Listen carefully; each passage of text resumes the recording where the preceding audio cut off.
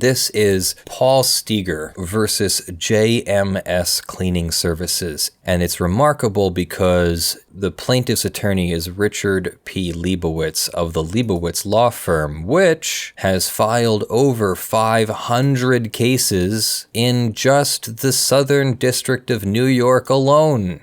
In the past 24 months, 16 of those cases were before Judge Denise Cote alone. And she writes, on October 18th, 2017, Paul Steger filed this copyright action. He is represented by Richard Leibowitz, who has been labeled a copyright troll. The judge cites to McDermott v. Monday LLC and provides a citation. The defendant is a mom and pop office cleaning service. As became apparent over the brief history of this case, the defendant had downloaded a photograph of a leaf from a free download site. It displayed that photograph on its website sometime in 2013. The copyright for the photo was filed on March 11th, 2017, well after the allegedly infringing use. For reference, when the copyright is filed that late after the alleged infringement, the copyright does not come with statutory damages, so the plaintiff has to prove actual damages. Similar photos of leaves are available online for a license of about $12. The defendant removed the photo from its website as soon as it was notified in July that the plaintiff might file suit. A memorandum opinion and order of January 26, 2018 required Mr. Leibowitz to show cause by February 2nd why he should not be sanctioned pursuant to Rule 11 and the court's inherent sanction powers for the following conduct. 1. His failure to serve the November 9th, 2017 notice of a pretrial conference. 2. Misrepresentations and omissions in his January 13th, 2018 letter to the court. And 3. Costs needlessly imposed on the defendant. The January 26th order outlined the procedural history of the case, including Mr. Leibowitz's failure to serve the notice of pretrial conference on defendant, his delay in serving the complaint on the defendant, and his failure to communicate with the defendant effectively concerning settlement.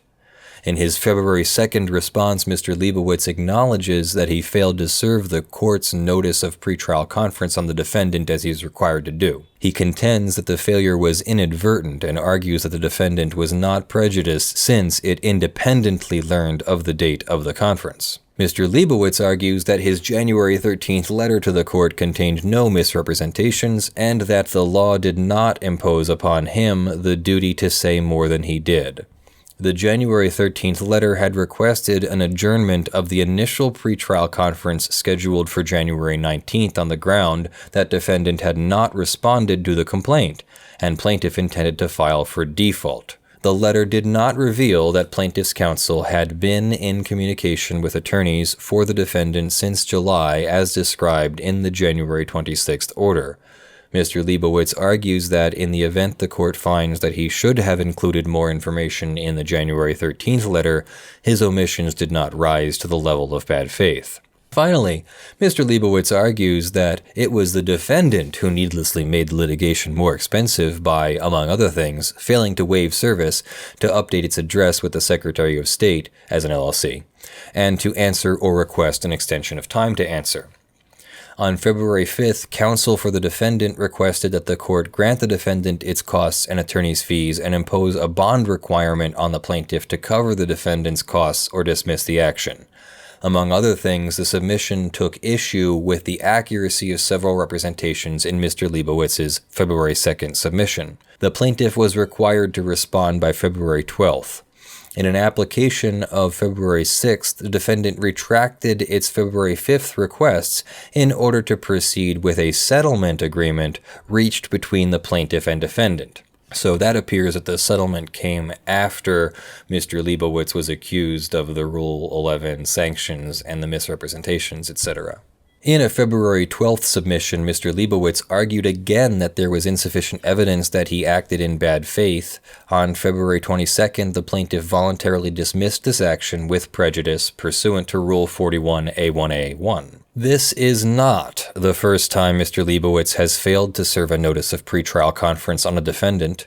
Although not disclosed by Mr. Leibowitz, defendant informed the court that Mr. Leibowitz failed to serve a similar notice of pretrial conference in a case before the Honorable Ronnie Abrams, referring to Alpiera v. Kendall Jenner, Inc. On November 28, 2017, 2 days before the conference was scheduled, the defendant in that case wrote to Judge Abrams to request to attend by telephone, as it had only learned of the conference that day. The plaintiff, represented by Mr. Leibowitz, had not served the defendant with the court's September 14th pretrial order, even though it was instructed to do so. This court's notice of pretrial conference was issued on November 9th. After the Al Pereira defendant's November 28th letter, Mr. Leibowitz was on notice to review his cases for pretrial orders and notices, and to, when ordered, serve them on defendants.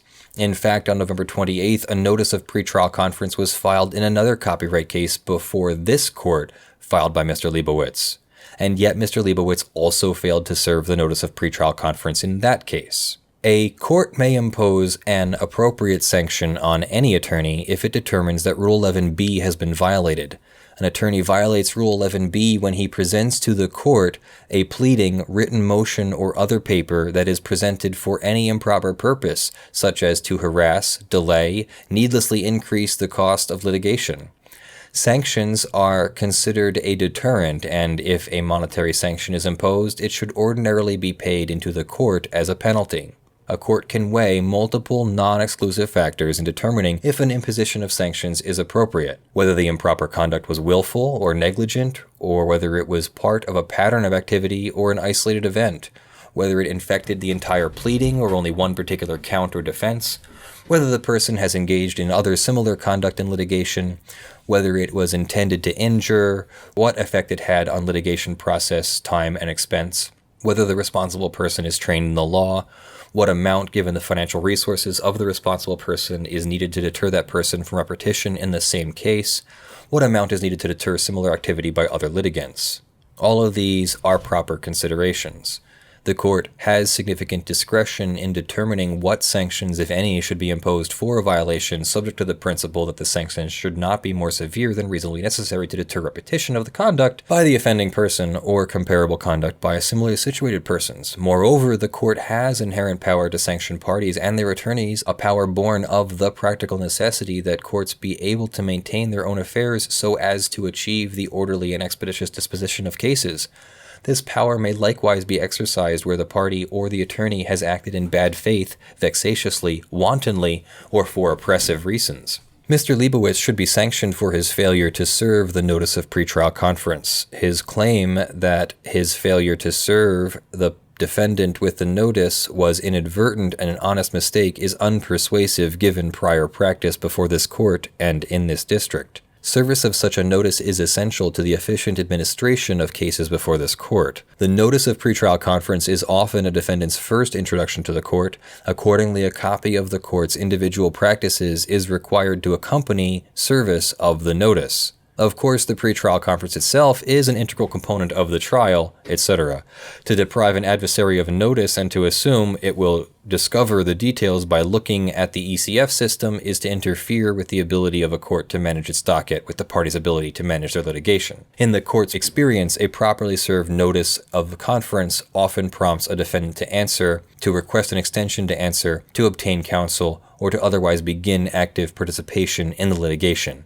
Indeed, that is precisely what happened in this case. Defendant sprang into action after learning about the conference. Sanctions are also warranted for Mr. Leibowitz's omissions in his January 13th letter. The January 13th letter omitted key details of the parties' communications. It stated only that the defendant had yet to respond to the complaint, suggesting that the defendant was wholly unresponsive or otherwise absent from litigation, and as a result, the plaintiff was prepared to file for a default judgment. This characterization was misleading. Plaintiff had spoken with defendant's counsel on multiple occasions before filing the letter. The defendant had attempted settlement negotiations. By requesting an adjournment of the conference and suggesting that he move for a default judgment without this context, Mr. Leibowitz needlessly delayed and prolonged the litigation.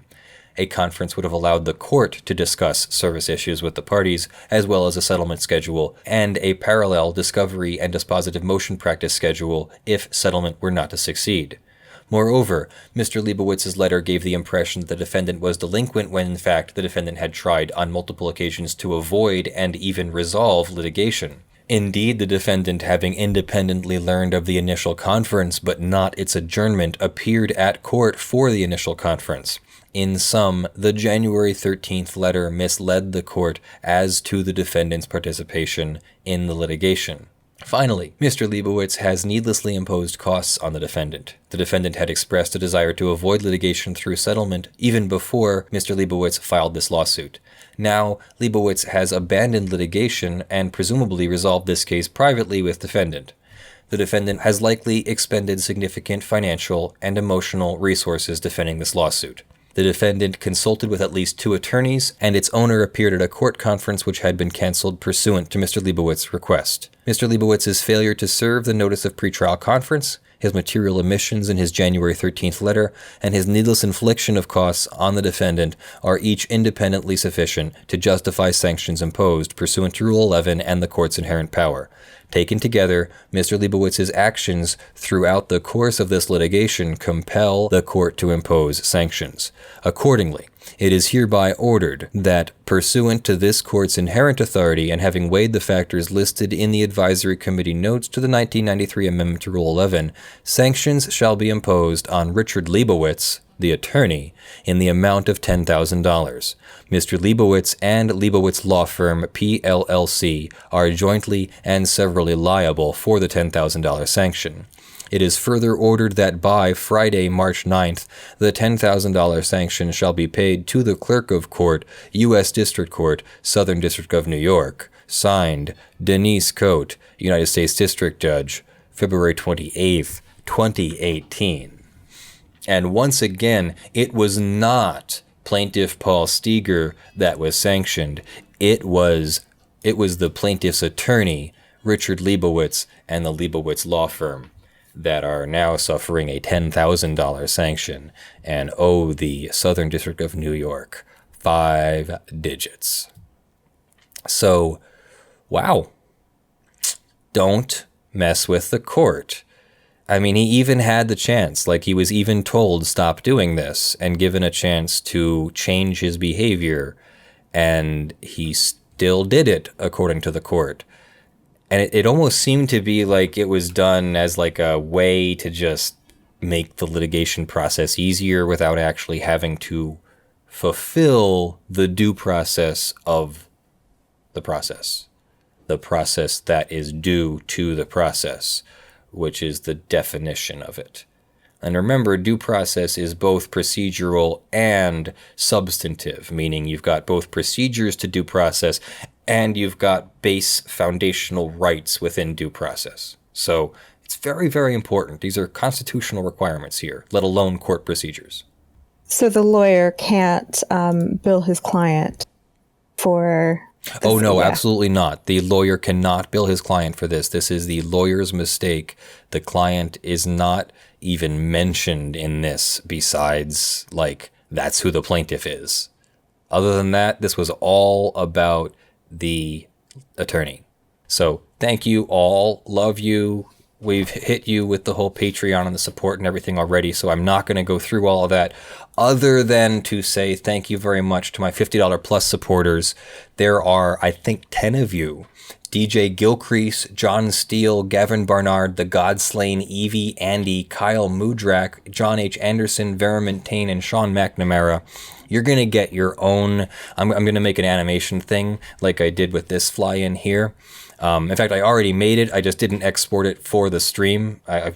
It'll be done. But I'm gonna make some fun stuff for you because you guys are supporting at such a level that it's really making a huge difference. Also, we have 200 $5 plus supporters. You guys are also absolutely amazing. Do you know what 200 times 5 is? That's $1,000 a month you guys are donating. I'm also going to be updating the graphic animations and stuff for you there. And we're considering different tiers or other rewards.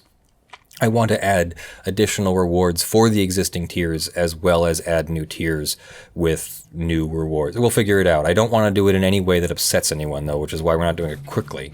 So we're going to talk about it first.